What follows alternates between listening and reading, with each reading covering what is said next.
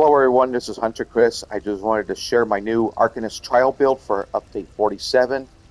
This is a build that's going to be using the Templar base class, and the subclassing will be Arcanist and Dragon Knight. So, first of all, I'm going to go ahead and cover the passives, why I chose these. Adric's Spear is the Templar one that we are going to keep, mainly because of this passive right here, Balanced Warrior. Increase our weapon and spell damage by 6%, along with Burning Light.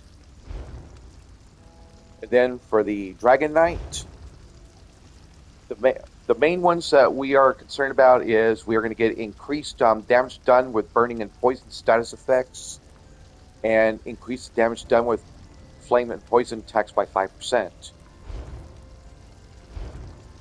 Now for max stats right here, this is my character sheet right here with the Clockwork Citrus Fillet food. Weapon and spell damage, this is just with the major sorcery and brutality buff and major prophecy and savagery buff active. This does not include any buffs from the banner. We're going to dump everything in the max magicka since this is a magic build. And then we are going to be running the Thief Mundus Stone for this build. As far as the gear, I'm going to go over the ones that I had set up for the trial dummy. Then I'll go over other sets. But for the purpose of the trial dummy, I used no Arca on the front bar. This includes the weapons.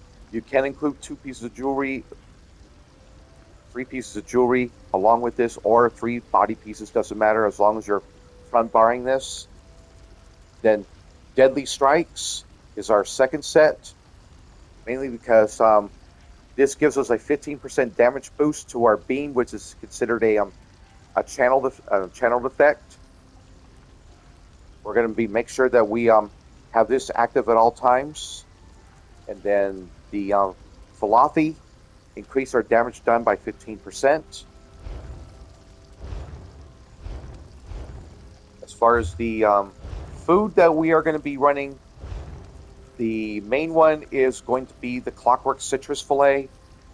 This is going to be the best one for most trial content. If you want a cheaper option, you can run the Witchmother's Potent Brew. It provides similar stats, but a little less effective and does not give you the health recovery. And then for the Parse itself, I used the Ghastly Eyeball. This is the one that grants you the most max magicka and most recovery. As far as pots, we're going to be using Tri-Stat pots. Since we have major Salvaging Prophecy and Brutality and Sorcery already active on this build through skills, there is no need to run Spell Power pots. We can go ahead and run Tri-Stat pots instead. Now we'll go ahead and go over the skills for this build, starting with the front bar. Flames of Oblivion. This is going to be included in our rotation as well. It's a very nice, it's considered an AoE now with a few patches ago where it will fire the fireball at 3 enemies now instead of 1. You also gain major prophecy and salvage just having this slotted on either bar.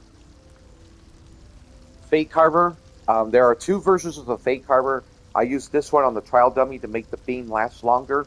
However, for most content, you'll want to run the other morph, which is the Pragmatic Fate Carver. It doesn't do as much damage because it doesn't last as long, but it does provide a nice damage shield to go along with this. Then the Flail we will have to flail twice in a rotation. This is our crux building tool. We will want to have max crux up in between each beam. Now the banner. Shocking Banner is the best for this patch because almost everything that we do is considered direct damage. The signature script that we use is Templar Class Mastery. You gain a nice armor buff, as well as a weapon and spell damage buff. And then Minor Heroism for the affixed script, so you're getting extra ultimate back. So let me demonstrate. We are going to get a little bit more than 150 weapon and spell damage using this banner. This is without the banner. I'll go ahead and turn the banner on now. That jumps up to 5960 now with the banner active. This is without any of the other trial buffs. This is just with major brutality and sorcery, so it'll get you a little bit more than 200 weapon spell damage using this. And then the next skill will be Quick Cloak. This will give you minor evasion, as well as a nice dot that lasts 30 seconds that can line up with one other skill on the back bar, which is Inspired Scholarship. We will be going over that later on. If you need a self-heal, we can replace this skill with Healing Contingency, which is considered one of the strongest heals in the game. I used Healing with Sage's Remedy and Minor Protection. If you're already getting this from somebody else, Minor Protection can be swapped out with Intellect, which is another really good buff to have. Minor Intellect. And then for the front bar ultimate, we will be using Flawless Dawnbreaker. This is passively slotted to give us extra weapon and spell damage. The only time we will actually be using this is during execute phase, if we cannot build up the other ultimate in time, which is Standard of Might, which we will be covering later on. Now moving on to the back bar, we will be using Stampede. This goes along with the Maelstrom's Perfected Great Sword, which we chose this because this will give us an additional 12% damage boost to all direct damage attacks. However, if you need to run a staff instead, then we will be swapping this out with Wall of Elements instead. And with the Inferno Staff, this will become a Wall of Flames. Next skill is Engulfing Flames. This will be included in our rotation. Really nice direct damage, really nice dot. Lasts 24 seconds. Also, debuffs targets to force them to take an additional 6% damage from fire attacks. Molten Whip, this is strictly a passive ability only. We will have this passively slotted on the back bar to give us 300 extra weapon and spell damage with max stacks. So it's very important that we run the Engulfing Flames and Flames of Oblivion in our rotation in order to be able to keep up the maximum stacks with this. The 4 skills Inspired Scholarship. Their skill we will want to keep up at all times. This basically gives you a free Crux, as well as dealing damage every 3 seconds. This is also where we get our Major Brutality and Sorcery from.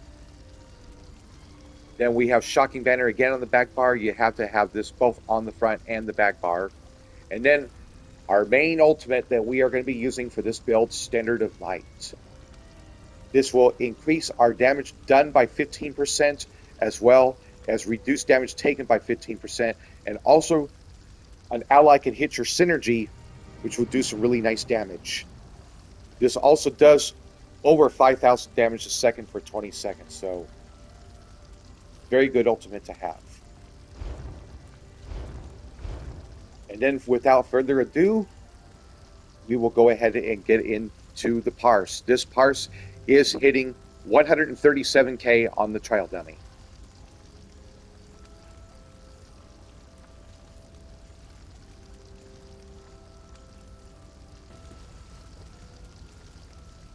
Hello everyone, this is Hunter Chris again. I am now going to go over the rotation really quick for our parse. This is a dynamic rotation, so hopefully you can keep up with this. But it isn't too terribly difficult once you get the hang of this. So, when we start our parse out, first of all, we're going to pre-buff with Flames of Oblivion. We're going to let this timer run down to 12 seconds before we actually begin our parse. And then when we begin, we're going to go Stampede, Engulfing Flames, Inspire Scholarship, Bar Swap, Quick Cloak, Flail twice, Bar Swap, Standard of Might, Bar Swap, Beam, Flames of Oblivion again, Flail twice, Beam. Then we Bar Swap again, Stampede, Engulfing Flames, Flail twice, Beam, Flames of Oblivion, Bar Swap, Re-Apply Scholarship Spire Scholarship, reapply Deadly Cloak, flail twice, beam, bar swap, stampede, engulfing flames, bar swap, flail twice, beam, flames of oblivion, flail twice, beam.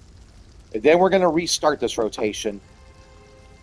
We're going to relaunch our ultimate Standard of Might whenever we have it ready. And then the only difference is during execute phase, there will be no more dots after the target has reached only 10% health remaining. And we're just going to be concentrating on keeping our stacks up with our Molten Whip so we have the maximum weapon and spell damage, and flailing and beaming, and that's it. And then next I will demonstrate the parse.